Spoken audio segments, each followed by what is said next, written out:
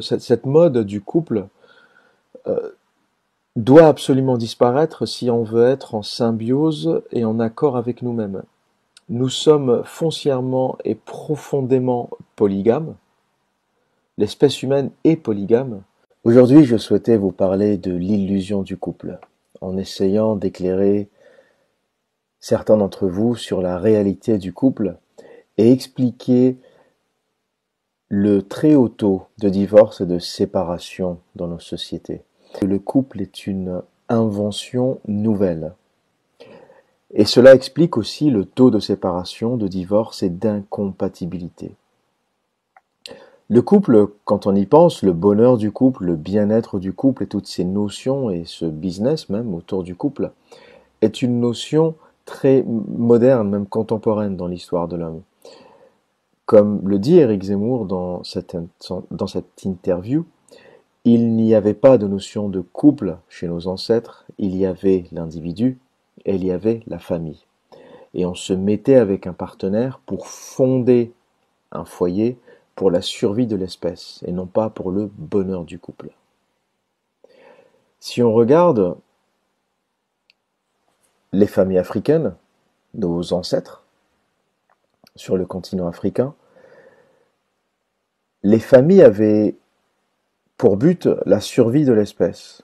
Donc, on se mettait avec un partenaire, l'homme chassait, travaillait, il faisait en sorte que sa famille ait suffisamment de ressources pour survivre, et la femme élevait les enfants, ainsi que diverses tâches ménagères et parfois un peu d'agriculture également. Donc tout était construit pour élever les enfants, être sûr qu'ils aient les aliments, l'éducation nécessaire pour eux-mêmes grandir, se reproduire et ainsi faire perdurer l'espèce. Il n'y avait pas dans ce qu'on peut voir en observant les tribus africaines la notion de couple heureux. On ne se posait même pas la question de savoir si le couple était heureux ou si le couple était épanoui. Ce n'était pas l'objet du couple. L'objet était purement la reproduction et la survie de l'espèce. Et c'est pour cela qu'il y avait moins de séparations, moins de divorces, même si on ne pouvait pas parler de notion de mariage à l'époque, mais on va dire donc séparation, tout simplement parce que il n'y avait pas cette notion où, à cause du malaise ou à cause du couple non épanoui, on se sépare. L'élément important de la famille, c'était les enfants. Et donc, il n'était pas possible de se séparer, ou ça arrivait, mais de façon extrêmement exceptionnelle. Pour ne pas dire que je prends des exemples uniquement africains ou primitifs, on peut aller du côté des tribus blanches, on va dire, euh, ou caucasiennes, Caucasian, comme les Américains aiment, ou les anglophones aiment distinguer.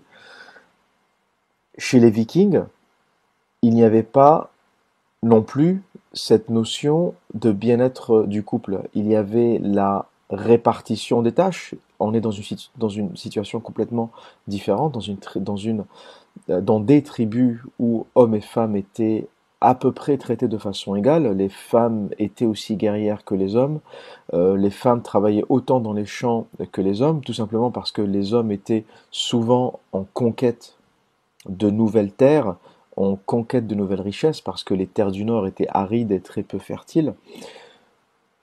Et l'équilibre de la famille, encore une fois, se faisait autour de la survie des enfants, de l'éducation des enfants et de la survie de l'espèce. Donc le bien-être du couple est un luxe extrêmement moderne, extrêmement contemporain, et c'est pour cela aujourd'hui que on essaye de faire fonctionner quelque chose qui n'est pas voué à fonctionner. Hommes et femmes ne se mettent pas ensemble pour un épanouissement ou pour un plaisir personnel, ils se mettent ensemble pour la survie de l'espèce. Et comme aujourd'hui l'espèce n'est plus vraiment en danger, on a perdu cette notion de survie de l'espèce et l'enfant n'est plus au centre du couple, l'enfant est un produit du couple, un dérivé du couple, et on n'a pas de scrupule à divorcer si on se sent mal ou à se séparer de son compagnon si on estime qu'on n'a pas assez vécu ou qu'on a gâché sa jeunesse ou qu'on mérite mieux, etc., etc. Et c'est là le problème et le malaise de notre monde contemporain, c'est qu'on cultive tous l'illusion du couple heureux, on cultive tous l'illusion d'un partenaire avec qui on sera heureux jusqu'à la fin des temps, mais c'est techniquement, génétiquement, biologiquement, psychologiquement impossible. L'homme n'est pas, et la femme ne sont pas faits pour vivre en couple sans l'idée ou la nécessité de la survie. Et d'ailleurs, encore une fois, comme le dit Zemmour dans sa vidéo, nos grands-parents ne divorçaient pas pour les enfants. C'est ce qui venait souvent dans les arguments. Euh, on reste ensemble pour les enfants, ou on ne se sépare pas pour les enfants. Ça a l'air ringard aujourd'hui, mais c'était extrêmement noble comme attitude. Ce n'était pas une attitude égoïste, mais une attitude noble et responsable que nous avons perdue aujourd'hui. L'enfant est, comme je le disais, un dérivé ou une dérivée, et dès que le couple souffre un peu ou dès que le couple n'est pas épanoui, il faudrait encore définir ce qu'est l'épanouissement, eh bien on se sépare. Voilà l'explication du taux de divorce et de séparation chronique et absolument exponentielle que nous sommes en train d'atteindre aujourd'hui. Et cette mode du couple doit absolument disparaître si on veut être en symbiose et en accord avec nous-mêmes. Nous sommes foncièrement et profondément polygames. L'espèce humaine est polygame.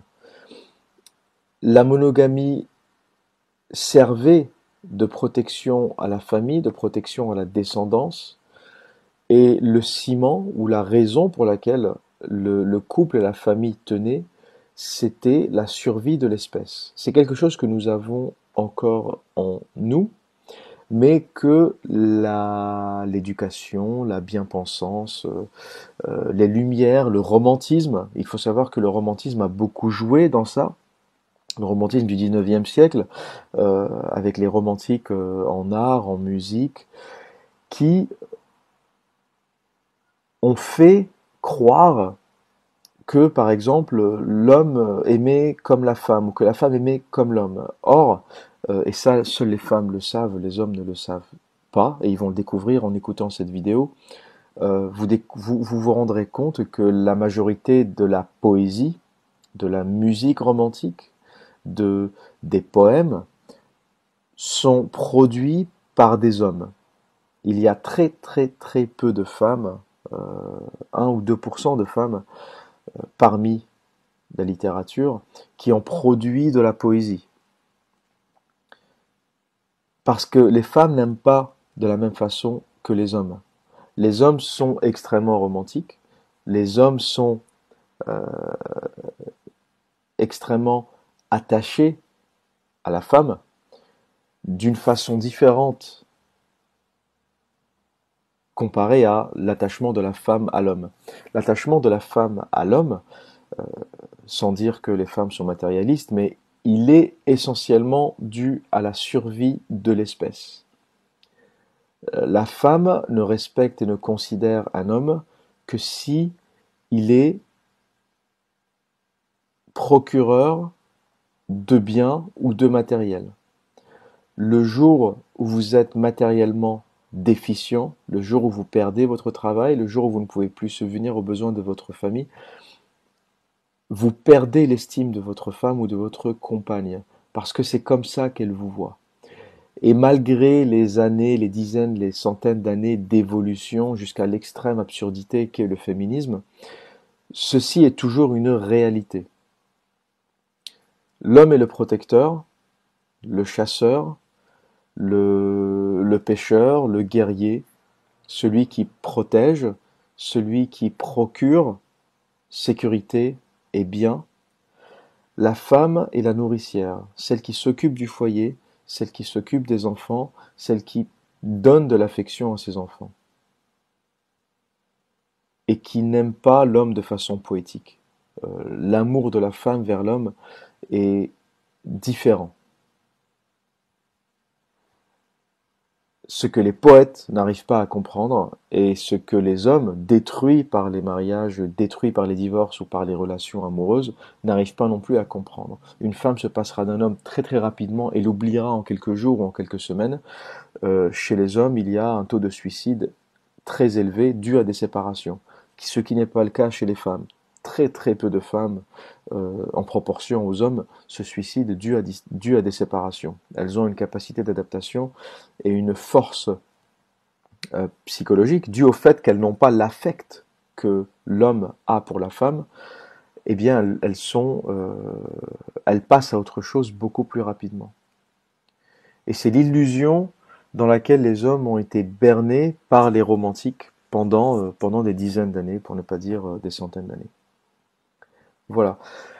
C'était ma vidéo du jour. J'espère que je vous ai éclairé sur le couple et j'espère que ce petit extrait de la vidéo de Zemmour, que je mettrai dans son intégralité dans la description de ma vidéo, vous éclairera sur le couple et le féminisme en général. Pour résumer, le couple n'existe pas, c'est une illusion moderne. L'individu existe, la famille existe, le couple n'a ou n'avait de sens que dans le contexte de la procréation, la survie de l'espèce.